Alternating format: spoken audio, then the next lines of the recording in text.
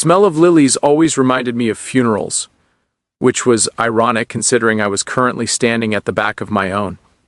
My name is Elias Thorne, and according to the bronze plaque on the mahogany casket at the front of the cathedral, I had passed away 3 weeks ago from a sudden respiratory failure.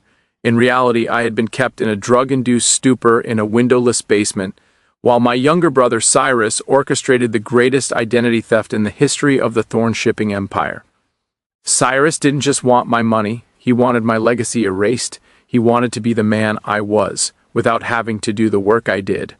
I watched from the shadows of the organ loft as Cyrus stood at the pulpit, dabbing fake tears from his eyes with a silk handkerchief. He was giving a moving eulogy about the heavy burden of leadership he was now forced to carry in my absence. Beside him sat Lydia, my fiancée, or at least she was until Cyrus convinced her that my death was the best thing that could happen to our joint bank accounts. The betrayal stung more than the cold air of the cathedral. They weren't mourning a brother and a partner, they were celebrating a windfall. The plan had been flawless. While I was recovering from a minor surgery, Cyrus had bribed the head nurse to switch my medication with a potent paralytic. He moved me to a private facility he owned, told the world I had died from surgical complications, and produced a forged will that named him the sole executor of the Thorne estate. By the time I managed to overpower a distracted guard and crawl my way back to civilization, the locks on my mansion had been changed, and my face was on every in memoriam page in the country. Where are you watching from today? Drop your location in the comments below and hit that subscribe button, because the resurrection of Elias Thorne is about to become the worst day of Cyrus's life. I didn't storm the funeral. That would have been an emotional outburst, and I am a man of strategy. Instead, I spent the next 48 hours in a low-rent motel working with a black hat hacker named Jax to regain access to the one thing Cyrus couldn't forge, my biometric encrypted server. Cyrus was arrogant. He assumed that because I was dead, I was no longer a threat. He began liquidating the Thorne fleet, selling off our historic vessels to a scrapyard in Alang just to get quick cash to fund his gambling debts in Macau. "He's moving fast, Elias," Jack said, his fingers flying across a keyboard. "If you don't stop him by Monday, the company won't exist. He's already fired your entire senior management team and replaced them with his college drinking buddies." I looked at the screen, watching the red dots of my ships being sold for pennies on the dollar. "He wants to be a king? Fine. Let's give him a coronation he'll never forget." Monday morning was the official investiture ceremony at the Thorne headquarters, a massive glass tower overlooking the harbor. Cyrus had invited the press, the board of directors, and the city's political elite to watch him be officially named the chairman of the board. He was wearing my father's gold signet ring, a piece of jewelry that only the head of the family is allowed to wear. As he stood on the stage, the harbor behind him filled with the ships he was about to destroy, I walked into the lobby. The security guards were new, Cyrus's personal hires. They didn't know the man who had built the tower they were standing in. I was wearing a high-collared coat and a hat pulled low, looking like just another disgruntled shareholder. I moved toward the service elevator using a maintenance override code that only the architect and I knew. As I reached the penthouse floor, I could hear Cyrus's voice booming through the speakers. "Thorne shipping has been stagnant for too long. Under my leadership, we will move toward a digital future, leaving the rust of the past behind." I stepped out of the shadows and into the AV control booth. The technician was paralyzed with shock when he saw me. I didn't say a word. I just took the headset from him and plugged in my laptop. I didn't just want to stop the speech. I wanted to broadcast the truth to every news outlet currently live streaming the event. On the giant screen behind Cyrus, the modernization slides disappeared. In their place, a hidden recording began to play. It was the audio Jax had intercepted from Cyrus's burner phone. The voice was unmistakable. "Is he dead yet? No? Then up the dosage. I need the death certificate signed before the board meeting on Friday, and tell Lydia to stop crying. She's getting 10% of the scrap value once the ships are gone." The room went silent. It was a silence so heavy it felt like the building was sinking. Cyrus turned around, his face draining of color as he heard his own voice plotting my murder. Lydia stood up, her eyes darting toward the exits. I walked onto the stage, the click of my shoes on the marble floor the only sound in the room. I took off my hat and looked directly into the camera of the main news feed. "The reports of my death," I said, my voice cold and echoing, "have been greatly exaggerated." Cyrus collapsed into a chair, his mouth hanging open. "Elias, no, this isn't. You're a ghost. I am the man who built this company, Cyrus, and you are a man who just confessed to attempted murder and corporate fraud in front of 3 million viewers." I turned to the board of directors. "As of this moment, every employment contract signed by Cyrus Thorne is null and void. The new management is fired, the security team is being replaced by the city police who are currently waiting in the lobby, and as for my brother, I looked at him, feeling nothing but a profound sense of disgust. He's no longer a thorn, he's just a defendant. The police moved in, the flashbulbs of the paparazzi illuminating the scene of the Thorne family's ultimate disgrace. Lydia tried to claim she was a victim, but I handed the lead investigator a folder Jax had compiled, proof of her involvement in the offshore transfers.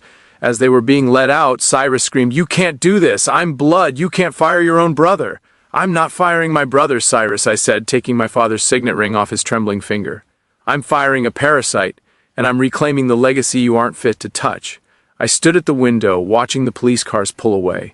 The company was in shambles, the stock was tanking, and my family was in handcuffs. But for the first time in years, the air in the tower felt clean.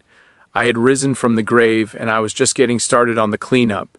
The vacuum left by Elias Thorne's return was not filled with celebration, but with a terrifying clinical precision.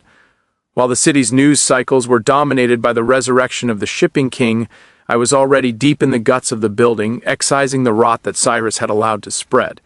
My brother had been a fool, thinking that a business was just a collection of assets he could sell. He didn't understand that a company is a living organism of loyalty and secrets. By 2:00 p.m. on that first day, the executive floor of Thorne Shipping looked less like a corporate office and more like a crime scene. I sat in my original office. Cyrus had replaced my leather chair with a gold-trimmed throne that looked pathetic in the harsh daylight, and watched the security feeds. Marcus, my old head of operations whom Cyrus had fired and replaced with a sycophantic cousin, was back on dollar earnest money deposit from a shell company in the Caymans. If you had stayed dead for 6 more hours, Elias, the Thorne legacy would have been a footnote in a bankruptcy filing. I looked at the contracts. My brother hadn't just been greedy, he had been desperate. He had been borrowing against the company's pension fund to cover his losses at the high-stakes tables in Macau. He had been betraying the thousands of sailors who kept our ships moving just to stay ahead of the loan sharks. He didn't just try to kill me, Marcus. He tried to kill everyone who ever believed in our father's name. I want the names of everyone who signed off on these transfers. Not just the executives, I want the accountants, the lawyers, and the clerks who kept their mouths shut while the ship was sinking. "It's a long list," Marcus warned. "Then it's going to be a long afternoon of firing," I replied. I didn't just want to reclaim my chair, I wanted to dismantle the culture of entitlement that Cyrus had fostered. I started with the HR department. I called the chief people officer, a woman named Regina, who had been Cyrus's college girlfriend, into my office. She walked in with a practiced look of indignation, her chin held high as if she were the victim of a hostile takeover. "Elias, you can't just walk in here and overturn 90 days of corporate policy," she snapped, not even waiting to sit down. "Cyrus made legal appointments. There are severance packages, non-compete clauses, and there is the small matter of a felony conspiracy," I interrupted, sliding a photo across the desk. It was a still shot from a security camera at a private bank. It showed Regina and Cyrus laughing as they accessed my private safety deposit box 3 days after my funeral. "You weren't managing people, Regina. You were managing a heist. Your contract is null and void. Your severance package is a cardboard box for your desk and a police escort to the elevator. You're fired. For cause. And I've already contacted the Bar Association regarding your legal credentials." The look of pure, unadulterated terror that crossed her face was the first true satisfaction I had felt since waking up in that basement. She tried to speak, her mouth opening and closing like a landed fish, but the words wouldn't come. Marcus stepped forward and placed a hand on the doorframe. "Elevator is waiting, Regina. Don't make us call the precinct back up here." By 4 p.m., I moved to the middle management. I didn't fire everyone, but I fired anyone who had the last name Thorne or had been hired on a referral from Cyrus's inner circle. It was a bloodletting. I sat in the glass-walled conference room as a parade of entitled cousins and childhood friends of Cyrus were let in. They all had the same look, the look of people who thought they were born to win and were suddenly realizing they had lost. "I didn't know," one of my cousins, Tobias, cried out. He had been appointed head of strategic growth despite having a degree in underwater basket weaving and a history of failed nightclubs. "Cyrus said you were sick. He said you wanted us to take over. You were paid $300,000 to do nothing while the sailors' health insurance was being cut," I said, leaning back in my chair. "You didn't care if I was sick as long as the corporate card worked at the club. You're fired, Tobias. And the car the company leased for you? It's being towed as we speak. I hope you like the bus." As the sun began to set over the harbor, the building grew quiet. The bustling, arrogant energy of Cyrus's Thorn shipping had evaporated, replaced by the grim, focused silence of a crew trying to save a sinking ship. I walked down to the lobby. The giant portrait of me, the one Cyrus had replaced with a gaudy painting of himself, was being reinstalled. I stood there, looking at the image of the man I used to be, the Elias Thorn, who believed that family was a bond that couldn't be broken. That man was gone. He had died in a drug-induced fog in a basement. The man standing here now was something else, something harder, colder, and far more dangerous to those who thought they could play with his life. Lydia called me that night. She was out on bail, her voice trembling over the phone, trying to use the old "I was scared" defense. "Elias, please. He threatened me. He said if I didn't go along with it, he'd kill us both. I only did it to stay close to the company, to find a way to save you." "Lydia," I said, looking out at the dark water where my ships were finally returning to port, "you didn't stay close to save me. You stayed close to see if my safety deposit box had the emeralds my mother left behind. I saw the bank footage. I saw you smiling, Lydia. I saw you trying on the necklace while I was still being fed through a tube." "Elias, I love you," she screamed, the desperation finally breaking through. "No, Lydia, you love the idea of a thorn, but you're about to find out what it's like to be a common criminal. Don't call this number again. The only person you'll be talking to from now on is my legal team and the prosecutor." I hung up and looked at the moon. The Thorn family was reduced to a list of defendants and a pile of pink slips. I was alone, but for the first time in my life, I knew exactly who stood beside me and who stood against me. The resurrection wasn't just about coming back to life, it was about making sure the people who tried to bury me stayed under. The following morning, the news of the Thorn family purge had sent shockwaves through the global shipping markets. Thorn's shipping stock price was a volatile mess, swinging wildly as investors tried to decide if the return of the king was a miracle or a death knell. But inside the glass and steel fortress of the Thorn Tower, the atmosphere was one of a surgical theater. I didn't care about the stock price, I cared about the marrow of the company. I spent the early hours in the server room with Jax, the hacker who had become my digital eyes and ears. "Cyrus wasn't just stealing money, Elias," Jax said, his face illuminated by the blue glow of a dozen monitors. "He was selling our root encryption keys to a rival conglomerate in Northern Europe. He wasn't just gutting the company, he was handing over the map to our entire empire. He had a meeting scheduled for tonight at a private club to finalize the transfer." I felt a cold rage settle in my stomach. Selling assets was greed, but selling encryption keys was treason, not just against me, but against every crew member on every vessel we owned. It put lives at risk. "He's desperate, Jax. He knows the walls are closing in. He wants one last big score so he can disappear before the federal indictments are unsealed." "So, what's the move?" Jax asked. "Do we call the authorities?" "No," I replied, looking at the blinking lights of the mainframe. "If we call the police now, the conglomerate pulls out and Cyrus claims he was under duress. I want him to show up. I want the conglomerate to show up. And I want the world to watch the moment Cyrus Thorn realizes he has absolutely nowhere left to hide." "Where are you watching from today? Drop your location in the comments, because we're about to witness the final crushing blow to a man who thought he could sell his brother's life for a seat at a different table. The private club, a wood-paneled relic of old money called the Anchor, was the kind of place where billion-dollar secrets were whispered over vintage scotch. Cyrus arrived at 9:00 p.m., looking disheveled despite his expensive suit. He was no longer the confident heir, he was a cornered animal, his eyes darting toward the shadows. He was met in a private back room by 3 executives from the rival conglomerate, men who smelled the blood in the water and were ready to feast. I was already there, tucked away in the shadows of the mezzanine, wearing a communication headset. Marcus and a team of private security were positioned at every exit. I watched on a tablet as Cyrus slid a encrypted hard drive across the table. "The keys are all there," Cyrus whispered, his voice shaking. "Every route, every frequency, every secondary port protocol. I want the 50 million in the offshore account within 10 minutes of the upload." The lead executive, a shark named Vanderbilt, smirked as he plugged the drive into a laptop. "You're a brave man, Cyrus. Or a very stupid one. Selling out your own family's legacy while your brother is back from the dead?" "My brother is a dead man walking," Cyrus hissed. "He's got the board, but he doesn't have the data. Without this, he's just a man with a lot of empty ships." "Actually," I said, stepping out onto the balcony overlooking the room, my voice amplified through the club's house speakers. "He's a man with a very long memory." Cyrus jumped as if he'd been shot. The conglomerate executives stood up, their faces turning a sickly shade of pale as they looked up at me. I walked down the stairs, the sound of my shoes on the carpeted steps like a funeral march. Behind me, the double doors of the room burst open and a swarm of federal agents led by Marcus flooded in. "Cyrus Thorne," the lead agent announced, "you are under arrest for corporate espionage, attempted murder, and conspiracy to commit fraud."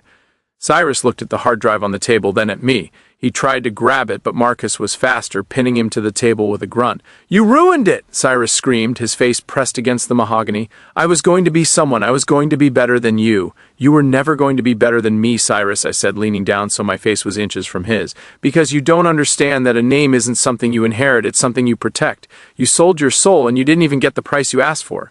I turned to the conglomerate executives. "As for you, gentlemen, your Anonymous's bid for our data has been logged and recorded. My legal team will be filing a multi-billion-dollar suit for industrial espionage by morning. I suggest you find some very good lawyers. You're going to need them." As Cyrus was led out in handcuffs, sobbing and begging for a mercy I no longer possessed, I felt a strange sense of finality. The Thorne betrayal was over, but the company was still a hollowed-out shell. I walked out of the club and into the crisp night air. The city lights were reflected in the harbor, but my mind was already moving to the next task. The next morning, I stood in the lobby of the Thorne Tower. I didn't call a press conference. I didn't issue a flashy statement. Instead, I called every single port captain and shipmaster we employed. I talked to them for 6 hours, one by one. I told them the truth, not the corporate version, but the real version. I told them their pensions were safe because I was liquidating Cyrus's personal assets to fill the gap.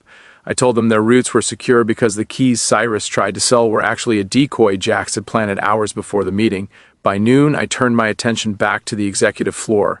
There were 20 seats at the senior management table. 19 of them were empty. I called in the people Cyrus had overlooked, the junior analysts who had flagged the discrepancies, the longtime secretaries who had hidden files to protect the company, and the deckhands who had refused to sign Cyrus's loyalty oaths. "You're the new Thorne Shipping," I said, looking at the diverse group of nervous but determined faces. "You didn't get these seats because of your last name or your country club membership. You got them because when the ship was sinking, you stayed at your posts. Now, let's get to work." The cleanup took months. I spent my days in boardrooms and my nights on the docks rebuilding the trust that Cyrus had shattered. I never spoke to my brother again. He was truly sentenced to 20 years, a man whose only legacy was a cautionary tale. Lydia fled the country before her trial, but I didn't chase her. A life on the run was a prison of its own making. I sat in my office late one night, looking out at the fleet of Thorne ships finally moving again, their lights twinkling on the horizon like a promise. I realized then that my death hadn't been an ending, it had been a filter. It had removed the fake, the greedy, and the weak from my life. It had left me alone, but it had left me strong. I stood at the window, the reflection of the Thorne logo glowing in the glass. The king was back, but he wasn't the same man who had been buried. He was something new, something forged in the dark. And for the first time in my life, I wasn't just a Thorne. I was Elias, and that was more than enough. The aftermath of the Thorne dynasty's collapse left a void in the city's power structure. But as I sat in the quiet of my office, I realized that betrayal is a virus that doesn't just infect one family. While I was cleaning the blood from the walls of my own empire, a different kind of storm was brewing in the world of high-stakes architecture. My name is now Julian Vane, not related to the Thornes, but a man who understood their pain all too well. I was the lead designer for Horizon Reach, a firm that had just secured the contract for the tallest skyscraper in the southern hemisphere, or at least I was until 48 hours ago, when I woke up from a minor car accident to find that my business partner, Soren, had told the city I had suffered permanent brain damage and would never draw a blueprint again. Soren wasn't just my partner, he was the man I had pulled out of poverty 15 years ago. I gave him a seat at the table when he was nothing but a struggling draftsman with a silver tongue. While I lay in a hospital bed with a concussion and a broken rib, Soren was at the city hall, presenting his new designs for the skyscraper, designs he had stolen from my private digital vault while I was unconscious. He didn't just want the fame, he wanted the $50 million bonus that came with the groundbreaking ceremony. He had moved my personal belongings into a storage unit and told my staff that I had retired for my own health. I walked into the office on a Tuesday morning, my ribs bandaged and my head throbbing, only to find my keycard deactivated. The receptionist, a woman I had hired 3 years ago, looked at me with a mix of pity and fear. "Mr. Vane, Soren said you weren't coming back. He said the accident. He said you couldn't remember the project." "I remember every bolt and every beam of that project, Elena," I said, my voice like a cold chisel. "Tell Soren I'm here for my meeting." "He's in the penthouse boardroom," she whispered, looking over her shoulder. "With the investors. They're signing the final development contracts today. I didn't wait for an escort. I took the service stairs, every step a reminder of the man who thought he could bury me while I was still breathing. Where are you watching from today? Drop your location in the comments, because we are about to see what happens when an architect decides to demolish the very man he built. I reached the penthouse floor just as the applause began. I could hear Soren's voice through the double glass doors, the same arrogant, smooth tone he used when he was pitching a lie. This tower represents the future of our firm. It is a testament to the vision I've cultivated over the last decade. It's a shame Julian couldn't be here to see it, but we must move forward. I pushed the doors open. The glass swung back with a sharp click that cut through the celebration like a knife. Soren was standing at the head of a white marble table, a fountain pen in his hand, ready to sign a document that would officially transfer my ownership shares to him. The investors, 6 men in suits that cost more than my first car, turned to look at M. The vision you cultivated, Soren? I asked, walking into the room. Or the vision you downloaded from my encrypted drive while I was in the ICU? You always did have a talent for tracing other people's lines. Soren's face went from a triumphant tan to a sickly translucent gray. The pen slipped from his fingers, leaving a black blotch on the contract. Julian, what are you doing here? The doctors, they said you were in a vegetative state. You should be in rehab. I was in rehab, Soren. I was rehabbing my memory, and I remembered exactly how you used to forge my signature on the minor permits back when we were starting out. I wondered if you'd try it on something bigger.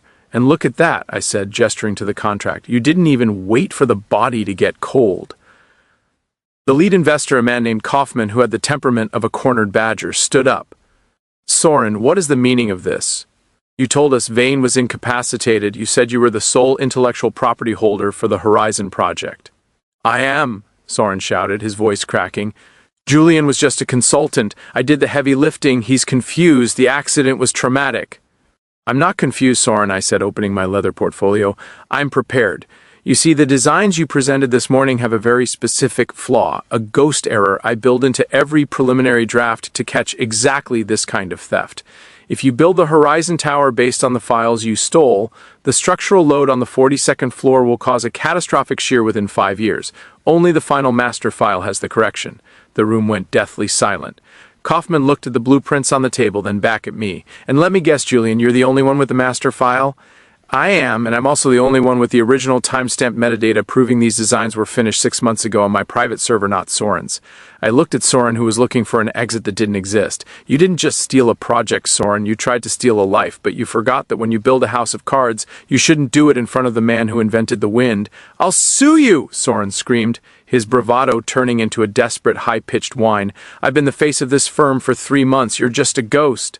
A ghost who just fired you, Soren, I said, pulling a legal injunction from my portfolio. I've already filed for an emergency dissolution of our partnership. Your accounts are frozen, your access to the firm's servers is revoked, and as for being the face of the firm, I turned to the investors. I'm sure the press would love to hear how the visionary Soren tried to build a skyscraper that would collapse because he didn't understand the math he stole. Kaufman didn't hesitate. He tore up the contract on the table. Get out, Soren, before I call the fraud division and make sure you never design a doghouse in this city again. As Soren was escorted out by the building's security, the same men he had told to keep me out an hour ago, he looked at me with a hatred that was almost pathetic. He had nothing left but the suit on his back and the blotch of ink on his fingers. I sat at the head of the table, the seat I had designed, and looked at the investors. Now, I said, opening the real master file on the screen, let's talk about how we're going to build something that actually lasts, and this time we're doing it without the dead weight. The following morning, the architecture world was in a state of absolute shock. The Horizon Reach scandal had broken across every major news outlet, but I wasn't interested in the headlines. I was interested in the foundation.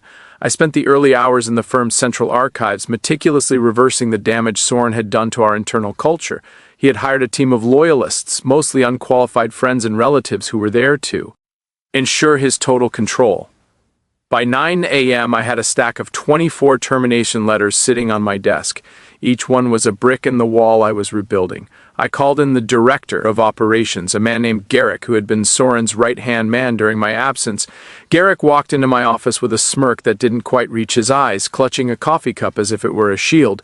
Julian, glad to see you're feeling better. But you have to understand, Soren made those hires to stabilize the firm while you were unavailable. You can't just fire an entire department because of a personal grudge. It's not a personal grudge, Garrick, I said, sliding a spreadsheet across the desk. It's a forensic audit. These 24 people have collectively billed the firm for 4,000 hours of consultation that resulted in exactly 0 drawings. You were paying your brother's mortgage with my design fees. That's not a hire, that's an embezzlement scheme. You're fired for cause. And the police are waiting in the lobby to discuss the kickbacks you took from the glass suppliers. Garrick's smirk vanished. He didn't argue. He didn't scream. He just set his coffee on my desk and walked out, his shoulders slumped. He knew the game was over. He was a small-time crook who had tried to play in a big-time league, and he had finally struck out. Where are you watching from today? Drop your location in the comments, because the cleanup of a legacy is often more satisfying than the revenge itself. I spent the rest of the day meeting with the actual architects, the men and women who had been pushed into the basement offices while Soren's friends occupied the corner suites. They looked at me with a mix of relief and exhaustion. They had watched their work be twisted and their integrity questioned for months. The Horizon Tower is going back to the original specifications, I told them during a town hall meeting in the drafting room. No more shortcuts, no more Soren-approved materials. We're building this the right way, or we're not building it at all, and everyone who was promoted during my absence is going back to their original rank until they can prove they earned the jump. There was a smattering of applause, but mostly there was a sense of renewed focus. The firm felt like a building that had finally been leveled, but the real drama was happening at Soren's penthouse. He had refused to vacate the property, claiming he was a co-owner of the firm's real estate assets. I didn't call the police. I didn't call a locksmith. I called the utility companies. By 6 p.m., Soren was sitting in a dark, cold apartment with no water and no internet. I waited for him at the entrance of the building. When he finally emerged, looking disheveled and frantic, he lunged at me. "You're destroying me!" he screamed, his hands clawing at my coat. "I made this firm famous. I was the one who got the investors to listen. You're just a man with a ruler. You didn't make the firm famous, Soren. You made it a target," I said, pushing him back with a steady hand. "And as for the investors, they didn't listen to you because of your vision. They listened because they thought you were me. You were a coat of paint on a crumbling wall, and now the paint is peeling." I handed him a small box, the few personal items he had left in the office, a cheap fountain pen, a framed photo of himself at a party, and a half-empty bottle of expensive scotch. "This is all that's left of your legacy, Soren. Don't come back to the office. The restraining order is already in effect." Soren looked at the box, then at the towering skyscraper across the street, the Horizon Reach project he had tried to steal. It was a skeleton of steel and concrete, a ghost of the dream he couldn't handle. He looked back at me, his eyes filled with a hollow, desperate rage. "You'll fail, Julian. Without me to sell the dream, you're just building a tomb. Then it'll be a well-D. Designed tomb, Soren," I said, walking toward my car, "which is more than you'll ever have." As I drove away, I looked in the rearview mirror. Soren was standing on the sidewalk, the box at his feet, a small figure in a very large city. He had tried to bury me to take my place, never realizing that the place he craved was a prison of his own making. I returned to the office late that night. The building was empty, the only light coming from the drafting tables. I sat at my desk and opened the real master file for the Horizon Tower. I looked at the lines, the math, and the logic. It was beautiful. It was mine. I made a small adjustment to the penthouse floor, private terrace that overlooked the city. I decided to name it the Resurrection. The cleanup was far from over. I had to face the board, the city's building inspectors, and a dozen lawsuits from the contractors Soren had stiffed. But for the first time in months, I felt like the architect of my own life. I wasn't just surviving a betrayal, I was designing a future. My family, if you could call Soren and Garrick that, had tried to use my name as a weapon against me. They thought that by taking my office they could take my identity, but they forgot one thing. An architect doesn't need an office to build. He just needs a vision and the strength to hold the line. I stood at the window, the city lights reflecting in the glass. The Horizon Reach wasn't just a building anymore. It was a testament to the fact that when you try to bury a man who knows how to dig, you're just helping him find the foundation. The following weeks in the architecture world were a masterclass in controlled demolition. While the public saw a firm in recovery, I saw a structure that needed to be gutted before it could be reinforced. Soren had been more than just a thief. He had been a parasite, infecting the very culture of my company with a sense of unearned arrogance. I spent my days in the war room, a small windowless space in the sub-basement where the real engineering happened. I didn't want the penthouse view anymore. I wanted to be near the foundations. By the end of October, the financial wreckage Soren left behind was fully mapped. He had over-leveraged the firm's assets to fund a series of vanity projects, unbuildable monuments to his own ego that were draining our cash reserves.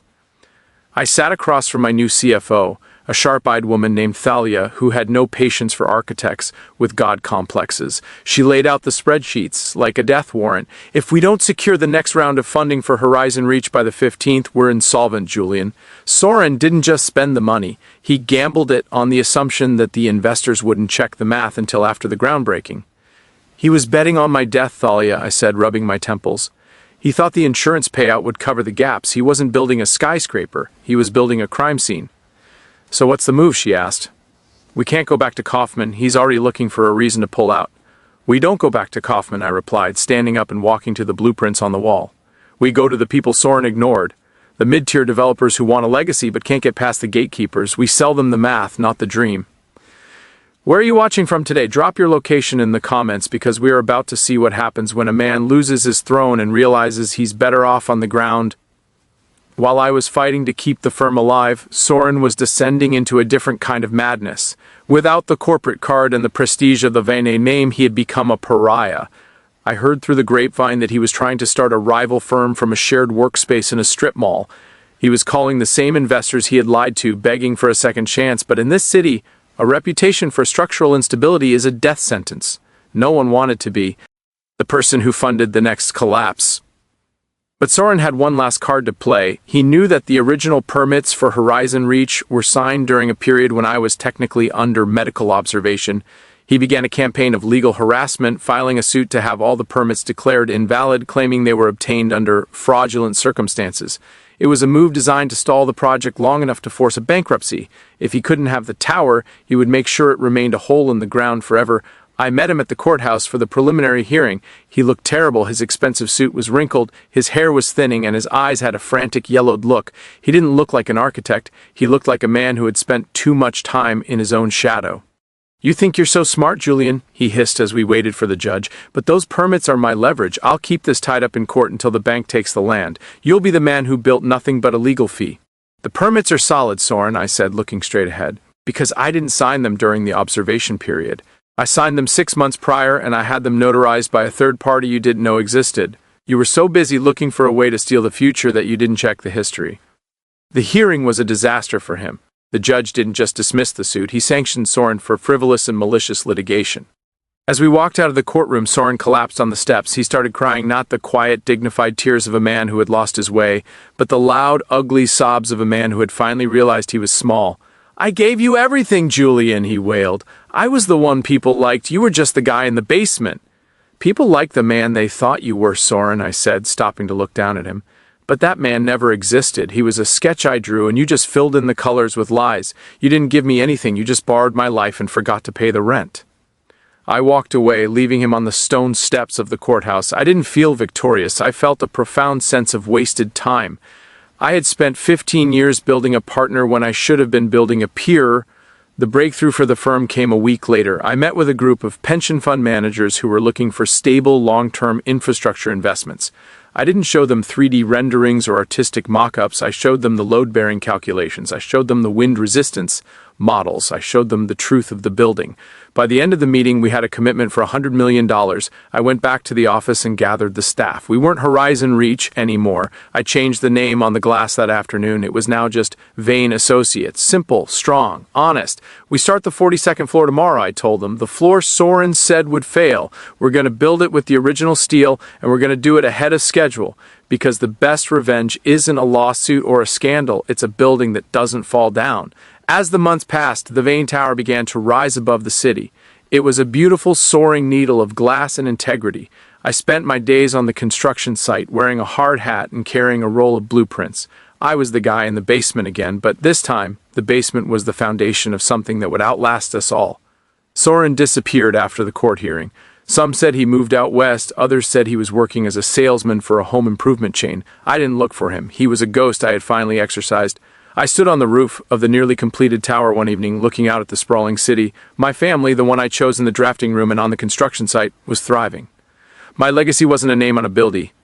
It was the fact that the building was standing. My brother in spirit had tried to tell the world I was dead to take my firm. He had recovered his ego, but he had lost his soul. I had recovered my firm, but I had found my life.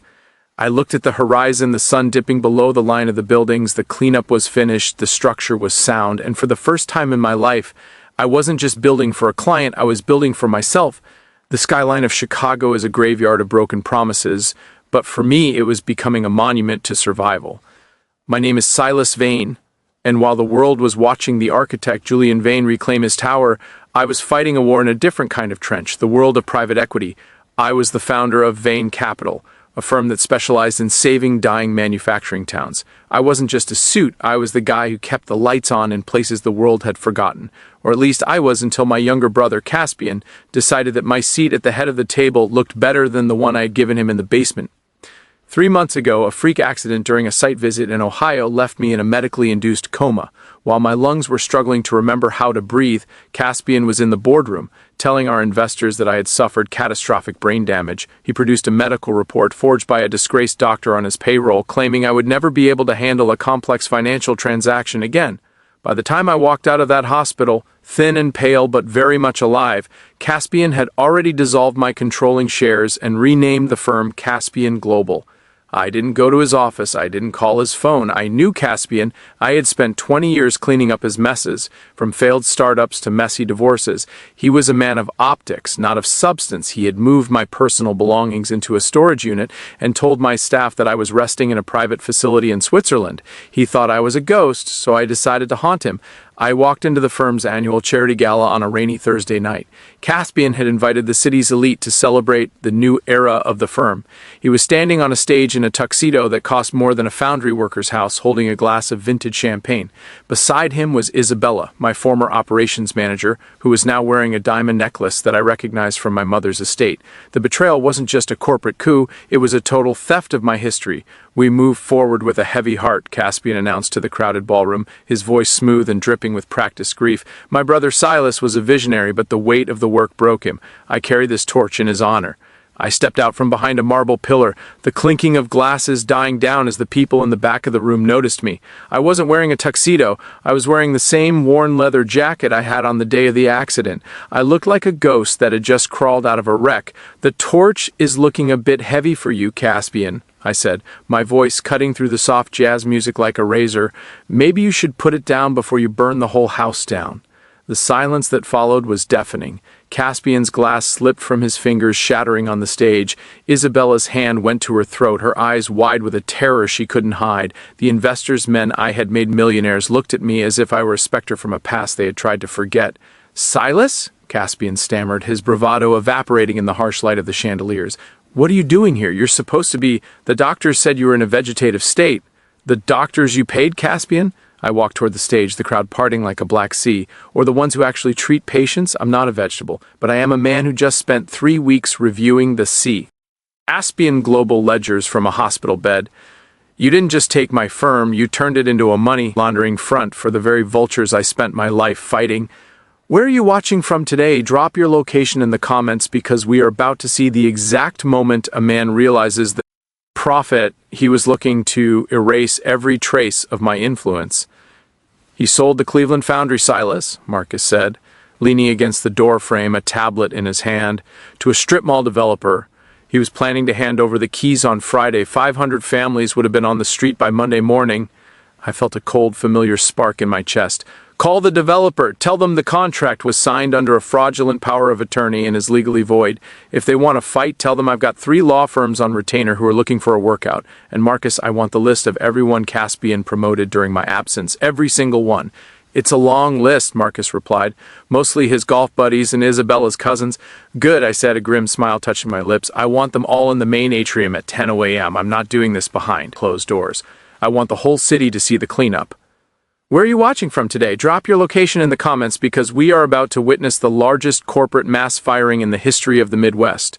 By 10:00 a.m., the atrium was a sea of expensive suits and terrified faces. There were 32 people standing there, the new elite Caspian had hand-picked to run his version of the firm. They looked at me as if I were a ghost that had suddenly decided to start handing out pink slips. I stood on the mezzanine balcony looking down at the people who had toasted to my brain damage while sipping my finest scotch. "You're all wondering why you're here," I said, my voice projected through the house speakers. "You're here because you were hired based on a lie. You were hired to be the pallbearers for a company that wasn't actually dead. Every contract you signed, every bonus you accepted, and every decision you made while I was in a coma is currently being reviewed by the SEC. But as for your employment here, I paused, let the silence hang for a heavy beat. You're fired, all of you, effective 30 seconds ago. A roar of protest erupted from the floor. "You can't do this!" one of them shouted, a man named Derek, who had been Caspian's head of strategy. "We have contracts. We have golden parachutes." "Your golden parachutes were funded by a pension theft that Caspian authorized," I replied, leaning over the railing. "The parachutes are being seized as evidence. Your contracts are void because they were signed by a man who had no legal authority to represent this firm. Security will escort you to the sidewalk. You have 5 minutes to leave the building before we charge you with trespassing." As the Caspian era was being unceremoniously dumped onto the sidewalk, I turned back to my office.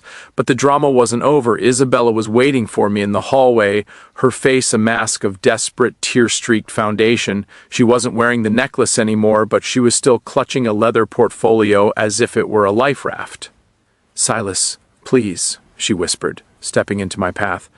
"I have the offshore codes. I have the proof that Caspian was planning to flee to Singapore. I can give you everything you need to put him away for good. Just let me keep my position. I was just trying to survive." I looked at her, a woman I had trusted with the keys to my empire. "You weren't trying to survive, Isabella. You were trying to thrive. On my corpse. You didn't just go along with it. You were the one who suggested the Swiss facilities story. I saw the emails you thought Caspian deleted." "Silas, I love you," she cried, reaching for my arm. "No, Isabella, you love the power I gave, and you're about to find out how little that power is worth in a courtroom. I don't need your codes, I already have Jack's. And I don't need your proof, I have the truth." I signaled to Marcus, "Escort her out and make sure her name is on the do not admit list for every firm in the city." The afternoon was spent in a series of grueling meetings with the bank managers and the union reps. They were skeptical, rightly so. They had been lied to for months, told that the firm was in a transition phase while the assets were being stripped. I didn't give them a sales pitch, I gave them the books. I showed them exactly how much Caspian had stolen and exactly how I was going to pay it back out of my own personal equity. "You're giving up your own shares to cover the pension gap?" the union president asked, his voice full of a shock that bordered on respect. "The shares aren't worth anything if the people who make them valuable are gone," I said. "I'm not a king and I'm not a ghost. I'm an owner, and owners take care of their own." By the time the sun set, the firm was quiet again. The atrium was empty, the Caspian Global logo had been scraped off the glass, and the original Vane Capital sign was being relit. I sat at my desk, the silence finally settling over me. My body was tired, my ribs still ached with every breath, but my mind was clearer than it had been in years. My brother had told everyone I was dead to take my firm. He had recovered the gold, but he had lost the war for the soul of the company. He was currently sitting in a cell, awaiting a trial that would ensure he spent the next 20 years in a different kind of private facility. I stood at the window looking out at the city. The lights were coming on, and for the first time since the accident, I didn't feel like I was fighting for my life. I felt like I was living it. I picked up the phone and made one last call. "Sarah," I said, when the hospital janitor answered, "the scholarship fund for the nursing school is officially open, and the first name on the list is yours. Welcome to the new era." I hung up and looked at the moon. The resurrection was complete, the vultures were gone, the house was clean, and the dead man was finally the one in charge of his own story. The vacuum left by my family's betrayal wasn't just a corporate hole, it was a psychological wound that took months to stitch back together. While the city was still buzzing with the news of Caspian's arrest, I was already moving on to the next phase of the reconstruction. But as I settled back into the rhythm of leadership, a different kind of shadow began to emerge from the legal world. My name is Eamon Vane, and while Silas and Julian were fighting for steel and skyscrapers, I was the head of Vane Associates, the most prestigious criminal defense firm in the country, or I was until my wife Sloane and my junior partner Malachi decided that my sudden illness was the perfect opportunity to turn the firm into a laundry for the very cartels I had spent my life keeping at arm's length. 4 months ago, I was poisoned. It wasn't a dramatic umbrella tip in a crowded street. It was a slow, systematic buildup of arsenic in my morning coffee, administered by the woman who slept beside me every night. By the time I collapsed in the courtroom during the closing arguments of the Sterling trial, my organs were failing, and the doctors were telling my family I had weeks to live. Sloane didn't cry. She went to the office. She and Malachi produced a signed power of attorney that gave them total control over my caseload and my private accounts. They told the world I had suffered a mental breakdown from the pressure and was being treated in a high-security psychiatric ward. I woke up in that ward 3 months later, my mind a fog of antipsychotics I didn't need. They thought they had buried me in a place where no one would listen to a crazy man. But they forgot that a lawyer's greatest weapon isn't his voice, it's his ability to find the crack in the wall. I managed to convince a night orderly, a young man named Tobias, whose father I had once defended for a crime he didn't commit, to smuggle out a letter to my old mentor. 6 days later, I was out, detoxed, and looking for blood. I didn't go to the police. I went to the firm's annual Justice Gala, the most high-profile event on the legal calendar. Sloane was there, looking like a queen in a dress that cost more than a public defender's annual salary. Malachi was at her side, his hand on the small of her back, whispering into her ear the way a man whispers to a prize he's finally won.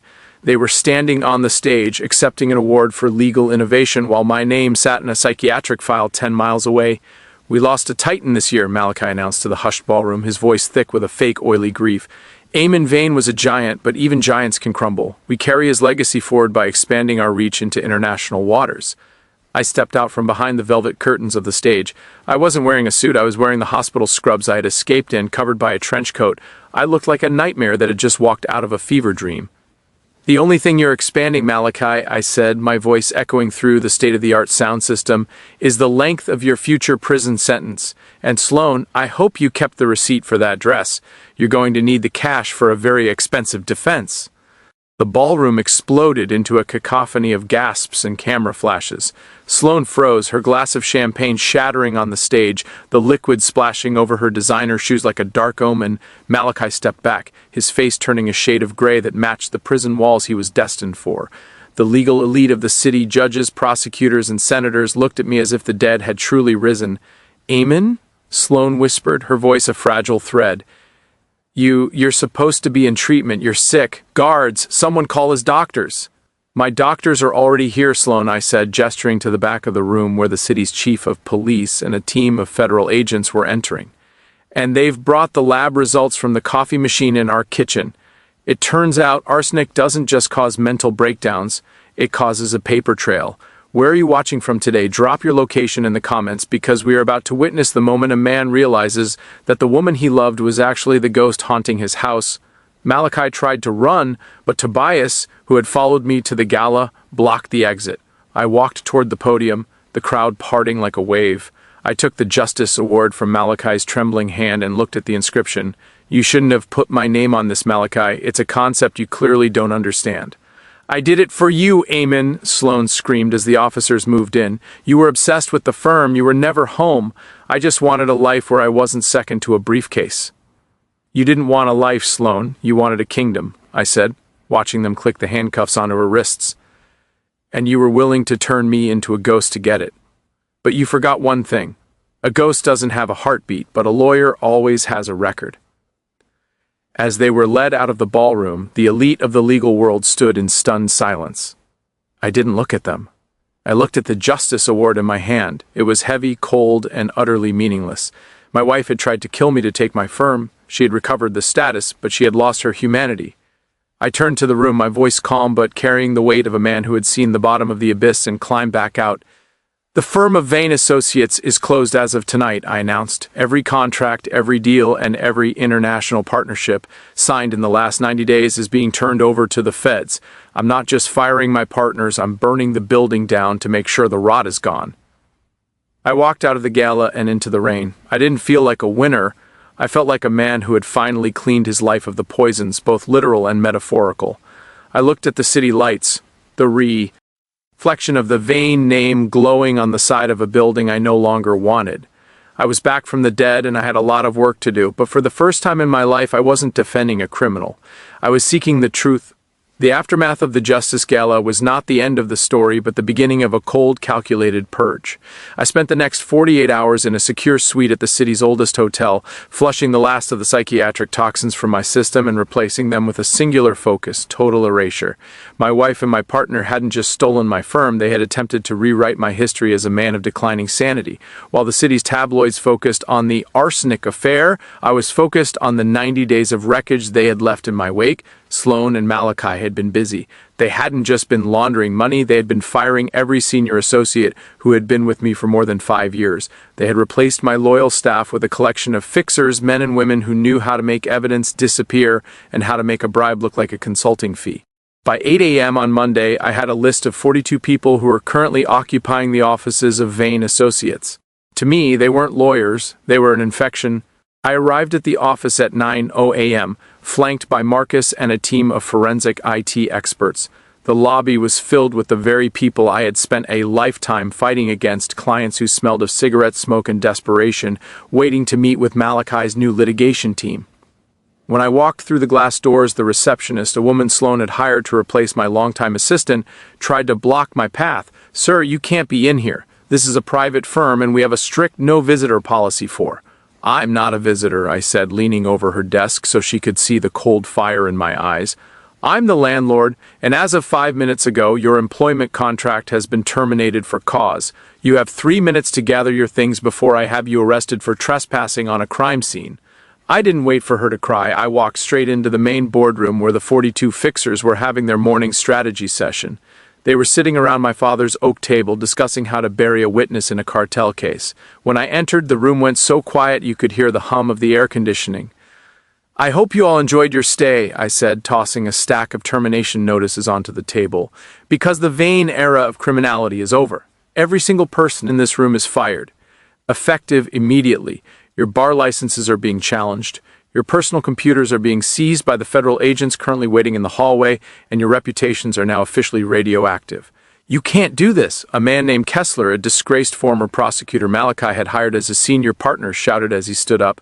"Sloan signed our contracts. We have ironclad severance agreements." "Sloan signed those contracts with a power of attorney obtained through attempted murder," I replied, my voice a low, terrifying rumble. "In legal terms, that makes your contracts as valuable as the toilet paper in the basement. You weren't hired to practice law, you were hired to facilitate a felony. Now, move toward the elevators before I decide to add obstruction of justice to your morning." As the 42 parasites were being ushered out of the building, I turned my attention to the digital heart of the firm. Malachi had been smart, but he wasn't an architect. He had built a secret server to hide the cartel's offshore transactions, thinking that a hidden folder was a safe harbor. He didn't realize that I had designed the firm's original firewall with a mirror protocol. Everything deleted or hidden was automatically backed up to a drive in my home library. He was moving $10 million a week, Eamon, Tobias S. Aide. Looking at the data on his screen, Tobias had transitioned from my night orderly to my lead digital forensic tech in less than a week. He was using the firm's trust accounts to shield the transfers. He wasn't just a lawyer, he was a laundryman. "He was a dead man walking," I corrected. "Send those logs to the U.S. Attorney's Office. I want the indictments filed by sunset." "Where are you watching from today? Drop your location in the comments because we are about to witness the final crushing fall of a woman who thought she could poison her way to a throne." I went to the precinct that afternoon to see Sloan. She was sitting in a holding cell, her designer dress stained and her face a mask of bitter, unrepentant fury. She didn't ask for forgiveness. She didn't even ask how I was feeling. She looked at me through the bars and spat on the floor. "You always were a boring man, Eamon," she hissed. "You cared more about the law than you did about the life we could have had. I wanted the villas in Tuscany. I wanted the yachts. I wanted a man who knew how to use his power to get what he wanted." "I am using my power to get what I want, Sloan," I said, leaning against the cold bars. "I want the truth, and the truth is you weren't second to a briefcase. You were second to a soul you never possessed. You tried to kill the one person who actually believed you were a good person. That's not a tragedy, it's a failure of imagination." "Malachi will get us out," she said, though her voice lacked conviction. "Malachi just signed a cooperation agreement," I lied, knowing Malachi's cowardice would lead him to do exactly that within the hour. "He's currently telling the feds everything about the arsenic and the cartel deals. He's trading you for a reduced sentence in a minimum security facility. You're the one going to the high security ward now, Sloan, only this time you won't be the visitor." I walked out of the jail and into the biting city wind. The firm was a shell. The family was a memory. The legacy was a crime scene. But as I stood on the sidewalk looking at the city skyline, I didn't feel like a victim. I felt like a man who had finally understood that the only thing more dangerous than a criminal is a man who knows the law and has nothing left to lose. I returned to the office one last time. I didn't sit in the chair. I didn't open a file. I walked to the main breaker room in the basement and pulled the master switch. The Vane Associates sign on the roof went dark. The hum of the servers died. The lights in the windows flickered out. My wife had told everyone I was dead to take my firm. She had recovered the gold, but she had lost the light. I'd recovered my life, and I was finally ready to start over. Not as a defender of criminals, but as a man who finally knew the value of a clean room. I stood in the dark lobby, the city noise muffled by the heavy glass. The resurrection was over, the cleanup was done, and for the first time in my life, I was at peace. The final 858 words of my journey didn't feel like a victory lap. They felt like a quiet, resolute crossing of a finish line I never asked to see. I sat in the small, sun-drenched library of my private estate, far from the glass towers of Thorn Shipping or the marble halls of Vane Capital. The air here was different. It was clean, devoid of the scent of ozone and expensive desperation. My name is Eamon Vane, but to the world now, I was simply the man who survived. The resurrection scandals had finally faded from the front pages, replaced by the next cycle of human greed, but for me, the silence was the most valuable asset I had ever owned. I spent the final days of my reconstruction not in boardrooms, but in a series of quiet, devastating meetings with the families of the people my brother and my wife had tried to discard. I realized that a legacy isn't built on the height of a skyscraper or the size of a portfolio, it's built on the stability of the lives you touch. I used the remnants of the Thorn and Vane liquidated assets to establish the Resurrection Fund, a nonprofit dedicated to providing legal and financial protection for whistleblowers and employees targeted by corporate fraud. I wasn't just giving the money back, I was weaponizing it against the very people who thought they could use it as a shield. Sloane's trial was short and clinical. The evidence of the slow poisoning, the forged power of attorney, and the cartel laundry was so overwhelming that her defense team didn't even attempt a rebuttal. She was sentenced to 25 years. I didn't go to the sentencing. I didn't need to hear her voice or see her face one last time. I had already exorcised her from my soul. Malachi, the coward who had been her shadow, received 15 years after his cooperation agreement fell apart, when the feds realized he was still trying to hide offshore accounts from his jail cell. They were both relics of a life I no longer recognized. One afternoon, a few weeks after the final indictments were settled, I walked down to the docks. A Thorn ship, one of the few I had refused to sell, was preparing to head out to sea. It had been repainted, the gaudy gold trim Cyrus had added replaced by a simple, sturdy gray. I watched the crew moving with a purpose I hadn't seen in years. They didn't look like employees, they looked like partners. Sarah, who had moved from the hospital hallways to the executive suite of the foundation, was standing on the pier seeing them off. "It's a good day to sail, Arthur," she said, using my birth name, the only name that still felt real to me. "It's a good day to be anywhere but a hospital room, Sarah," I replied, a ghost of a smile touching my lips. "How is the nursing school scholarship fund?" "Full," she said, her eyes bright with a pride that money couldn't buy. "The first-class graduates in the spring. 42 women who used to be invisible are about to become the most important people in 42 different rooms." I felt a profound sense of peace. The vultures had been scattered. The house was clean. The legacy was safe, not in a bank vault, but in the hands of people who actually understood the value of a heartbeat. My family had left me alone during the darkest time of my life, thinking they were stealing my future. They never realized that by stripping me of everything, they had given me the clarity to see what actually mattered. They thought they were burying a man. They didn't realize they were planting a seed. I returned to my estate and sat on the porch as the sun began to dip below the horizon, painting the Chicago skyline in shades of fire and rose. I thought about the man who had been Elias, the man who had been Julian, and the man I was now. We were all the same person, a man who had learned that blood isn't a bond of loyalty, but a bond of responsibility. And if that responsibility is betrayed, the blood means nothing. My brother had told everyone I was dead to take my firm. My wife had poisoned my coffee to take my name. They had both recovered the gold, but they had lost the war for the one thing they couldn't forge: character. I stood up and walked into the house, closing the door on the ghosts of the past. The lights were on, the air was warm, and for the first time in 10,000 words, the silence wasn't lonely. It was a choice. The cleanup was finally over. The structure was sound. And as the moon rose over the water, the man who had been dead was finally, truly alive. Thanks for listening. Don't forget to subscribe and share your own stories of survival in the comments. Your voice matters, and the truth is the only thing they can never truly bury